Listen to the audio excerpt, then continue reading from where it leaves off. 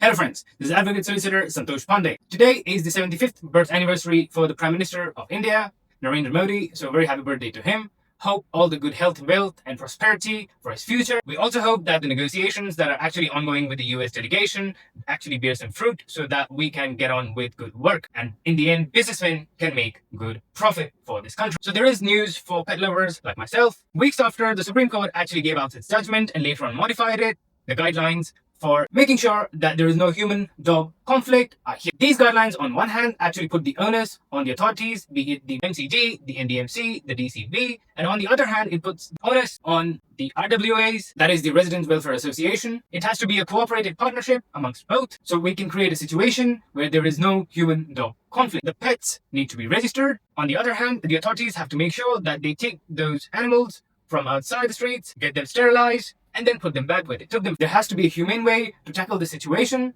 as opposed to creating a situation where nature comes in conflict with humanity itself. I know everyone's heart actually bleeds for things like this, but the reality is there are certain areas where this actually becomes a menace. So we have to treat it on one hand with compassion, but on the other hand, some strict firmness. The link to the guidelines would be available on this video. You can go ahead and check it. I'm actually very happy with these guidelines, so please do check them out. Another interesting news is the patent of the drug firm Novartis has been revoked. There was a cardiac drug called Vimada and the patent authority essentially has revoked that patent. The argument that was given is that there is no efficacy as per section 3D of the Patents Act. This fight amongst big corporations and generic manufacturers for medication is a huge one, especially in India. Generic medication is essentially the same medication but at a very considerably lower price. India is one of the biggest markets and exporters of generic medications around the world. In Europe and sometimes in the United States and other OECD countries, there is a concept called evergreening where a patent is given for 10 years and then that patent keeps on extended by giving it a small modification to the drug, either making it water soluble,